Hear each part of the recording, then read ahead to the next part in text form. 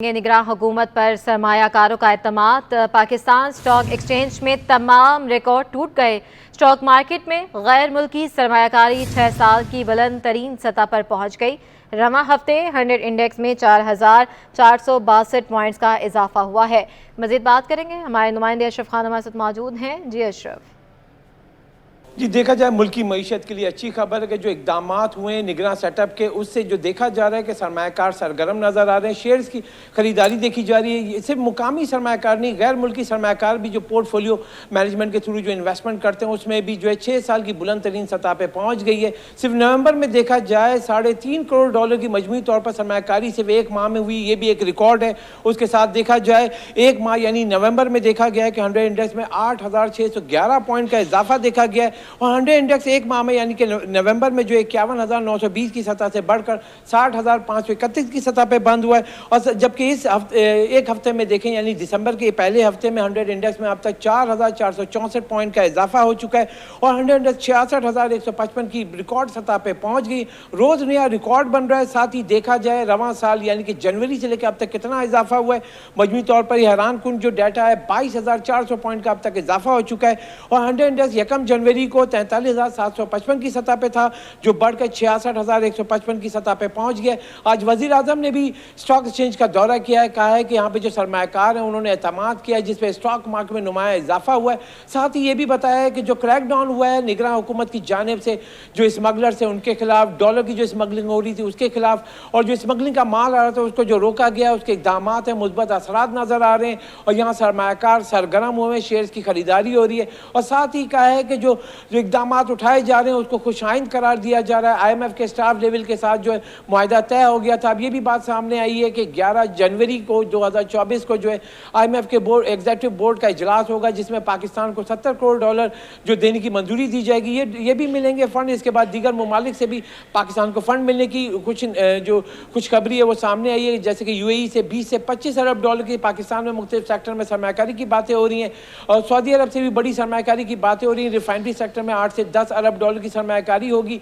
यहाँ जो पाकिस्तान को फंड्स की जो जरूरत है वो आगे आने वाले 3 से 4 महीने में बड़ी ज़बरदस्त जो है सरमायाकारी होती हुई दिखाई दे रही है, जिसकी वजह से सरमायाकार सरगर्म है और स्टॉक मार्केट में ऑयल सेक्टर हो, गैस सेक्टर हो, इन सब में तेजी हो रही है। आज एक और खुशखबरी अगर आपको शेयर करूँ कि oil and gas development authority ने एक खुशखबरी सुनाई कि यहाँ पे जो सिंध के ज़िला में जो है नए तेल और गैस के दरियाफ्त भी अब जो है पाकिस्तान की मुश्किल माशी सूरत हाल थी उसे बेहतरी होती हुई दिखाई दे रही है। अच्छी खबरें भी आ रही हैं, सरमायाकारी की खबरें आ रही हैं, ना सिर्फ स्टॉक मार्केट में बल्कि दीगर सेक्टर में सरमायाकारी आ रही है।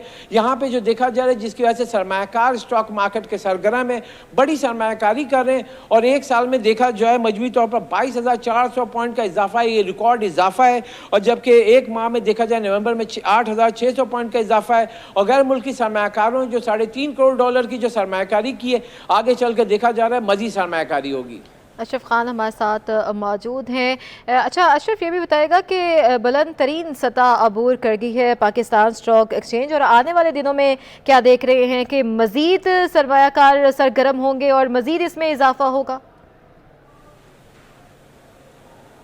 जी, देखा जाए मुख्तलिफ सेक्टर में जैसे कि मैंने बताया कि जैसे UAE है, सऊदी अरब है, ऑयल एंड गैस सेक्टर है, आपका बैंकिंग सेक्टर है, दीगर सेक्टर भी हैं जिसमें एग्रीकल्चर सेक्टर में भी उसमें बड़ी सरमायाकारी आने जा रही है, जिसकी वजह से मुकामी सरमायाकार भी सरगर्म है। इन तमाम सेक्टर को फोकस किया हुआ है। जैसे हम देखें ऑयल एंड गैस सेक्टर, उसमें भी तेज़ी है, बैंकिंग सेक्टर में भी तेज़ी है क्योंकि रिटर्न जो है बहुत अच्छा मिल रहा है बैंकों को। इसके साथ साथ दीगर ऑयल एंड गैस के साथ साथ दीगर जो शोबे IT के सेक्टर उसमें भी नज़र आ रहा है कि आगे चल के बड़ी सरमायाकारी होगी। तो तमाम जो सेक्टर है वो सरगर्म हुए हुए हैं, जिसमें पावर सेक्टर है और गैस सेक्टर है। देखा जाए सर्कुलर डेट के खात्मे के लिए हुकूमत ने बड़े इकदाम किए हैं, जिसमें गैस की कीमतों में इजाफा हुआ है। गैस की कीमतों में इजाफे से जो सर्कुलर डेट जो हर माह बढ़ रहा था तो उसमें कमी होगी, जिससे पाकिस्तानी हुकूमत को जो है वो मजीद कर्जे नहीं लेने पड़ेंगे। तो आप आवाम से अगर आप पेमेंट लेने के बाद अदायगी कर देंगे तो मजीद नए कर्जे नहीं लेने पड़ेंगे और सर्कुलर डेट आगे चलकर, अभी तो ये बोझ नजर आ रहा है लेकिन आगे चलकर देखा जाए इसके फवाइद फवाइद भी हैं कि सर्कुलर डेट का खात्मा, जैसे कि IMF ने कहा है, मजीद कहा है कि जो नुकसान वाले इदारे हैं उसकी निष्कारी की जाए, जैसे कि बात की जा रही है मुख्तलिफ जो सेक्टर को उसकी निष्कारी की बातें की जा रही हैं। ये मुल्की मईशत के लिए अहम जो फैसले लिए जा रहे हैं उसके मुस्बत असरात भी आ रहे हैं, जिसमें देखा गया क्रैक डाउन हुआ है। डॉलर जो है 310 रुपये से कम होकर 285 रुपये से भी नीचे आ गया है। ओपन मार्केट में भी डॉलर नीचे आ गया है। आगे चलकर कहा जा रहा है कि जो ऐसे इकदाम नजर आ रहे हैं कि बड़ी सरमायाकारी होगी तो पाकिस्तान में जो पाकिस्तानी रुपए के मुकाबले डॉलर वो मजीद सस्ता हो जाएगा, ज़र मुबादल के ज़खायर भी बढ़ेंगे और इकदाम उठाए तो जा रहे हैं। लेकिन साथ ही कहा जा रहा है कि सबसे बड़ा जो फोकस है सरमायाकारों का जो शरह सूद है, 12 दिसंबर को जो है स्टेट बैंक की मॉनेटरी पॉलिसी है और मॉनेटरी पॉलिसी में कहा जा रहा है कि शरह सूद में कमी की तवक्को कर रहे हैं और आगे चलकर ये कहा जा रहा है कि जैसे कि महंगाई की रफ्तार कम हो रही है तो सरमायाकार इस उम्मीद पर कि जो शरह सूद 22% है उसमें कमी होगी। कराची में झुलसे मरीजों को फौरी तिब्बी इमदाद फ्राहम करने वाला एक बर्न सेंटर नाकाफी। आतिशज़दगी के वाक़यात ने मजीद बर्न सेंटर की ज़रूरत को बढ़ा दिया। बर्न सेंटर के रिटायर्ड इंचार्ज डॉक्टर अहमद कहते हैं कि हुकूमत को ज़िलाई सतह पर बर्न सेंटर बनाने की ज़रूरत है। मजीद बताएंगी नुमाइंदा नमरा रियासत। बिल्कुल जी, शहर भर में आतिशज़दी के बढ़ते वाक़यात और सिलेंडर ब्लास्ट के बढ़ते वाक़यात जो हैं वो सामने आ रहे हैं और ऐसे में शहर में बर्न सेंटर की कमी जो है उसका फुकदान बढ़ता हुआ दिखाई दे रहा है, क्योंकि कराची में एक वाहिद सिविल अस्पताल में बर्न सेंटर है जिसमें शहर में कहीं भी कहीं आतिशज़दगी या सिलेंडर ब्लास्ट का वाक़या होता है तो वहाँ से मुतासरा शख्स को अस्पताल मुंतकिल किया जाता है, लेकिन उसमें भी जगह कम है और यकीनी तौर पर वो कई इलाकों से दूर भी है। तो ज़िले सतह पर ऐसे इंतज़ामात और ऐसे बर्न सेंटर कायम करने की ज़रूरत है। इस हवाले से बात करने के लिए इस वक्त हमारे साथ retired burn centre incharge doctor Ahmad साहब भी मौजूद है। इस हवाले से जानते हैं बर्न सेंटर की पूरे सिंध में ज़रूरत है, सिर्फ कराची में नहीं है। क्योंकि देखें, मैं एक बात बताऊँ आपको जी, ये जो बर्न सेंटर है ये सिर्फ कराची के लोगों को नहीं कैटर करता है, ये इंटीरियर सिंध के लोग सारे के सारे इंटीरियर सिंध के जो जले हुए मरीज़ हैं वो वहाँ से यहाँ तक आते हैं। आप अंदाज़ा लगाइए कहाँ, अब नवाब शाह लाड़काना कितनी दूर है मुझे बताइए, 6-6 घंटे लगते हैं पेशेंट को यहाँ आने में। और जला हुआ मरीज़ है, मरीज फ़ौरन तो नहीं उसको गाड़ी में डाल के लाएंगे, वो वहाँ से आते आते उसको कम से कम 8-10 घंटे लग जाते हैं और 8-10 घंटे बड़े क्रूशियल टाइम होता है किसी मरीज़ की ज़िंदगी के लिए।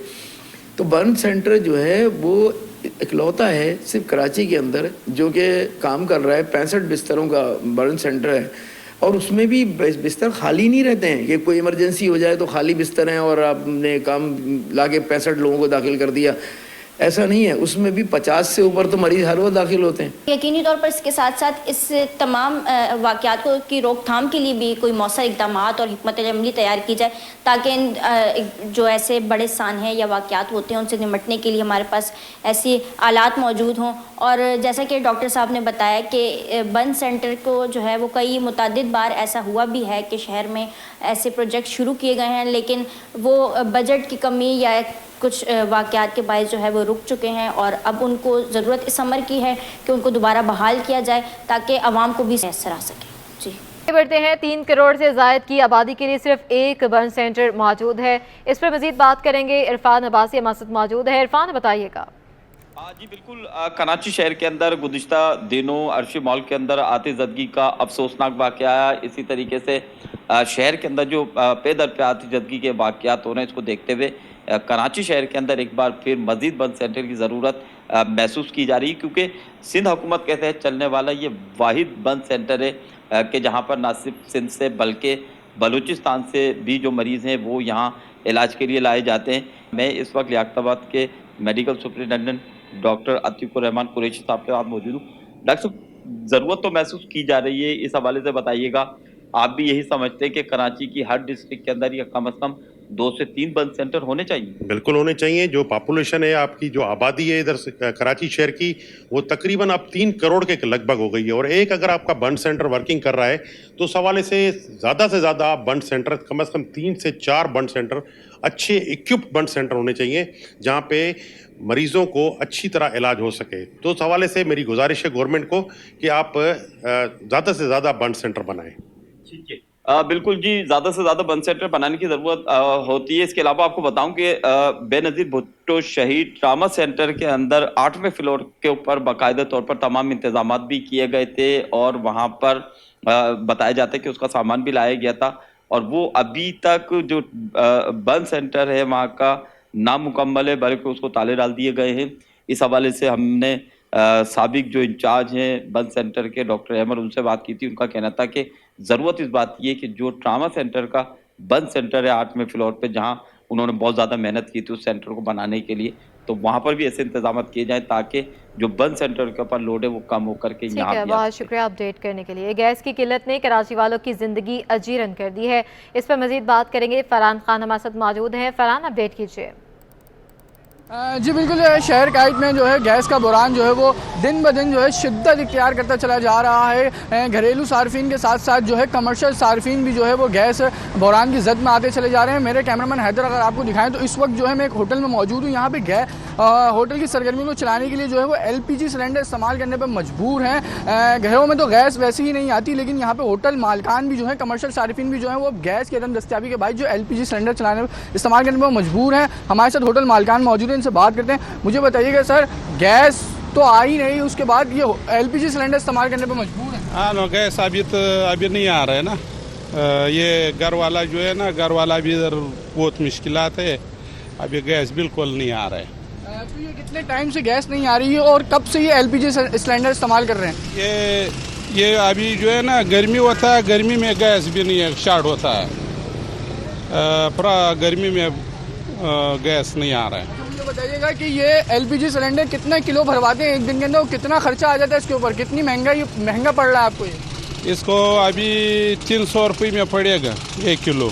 हम इसको एक सिलेंडर जो है ना 5 दिन 6 दिन में ख़त्म कर रहा है। हाँ, तो कितने किलो का ये सिलेंडर है और एक दिन में कितना लग जाता है? 45 किलो का सिलेंडर है, 5 किलो 4 किलो 7 किलो चूल्हे में लगता है। बिल्कुल, ये हमारे साथ होटल मालकान मौजूद थे। उनका यही कहना है कि मजबूर हैं LPG सिलेंडर इस्तेमाल करने पर। ज़ाहिर है गैस लाइन तो मौजूद है, लेकिन उसके अंदर गैस की अदम दस्तियाबी के बाहिर जो है वो रोज़ LPG सिलेंडर के अंदर कई किलो गैस भरवाते हैं, जिससे जो है उनके अखराजात में भी काफ़ी इजाफा हो रहा है। लेकिन उसके बावजूद भी उन्होंने जो है वो नाश्ते की कीमतों के ऊपर रेट नहीं बढ़ाए हैं, क्योंकि गरीब आवाम जो है वो उनकी दस्तरस से बाहर हो जाएगी चीज़। जाहिर है कि गरीब आदमी 40 रुपये का चाय का कप, अगर ये उस पर भी रेट बढ़ाएंगे तो वो कैसे अफोर्ड करेगा। LPG सिलेंडर पर मजबूर हैं। जी।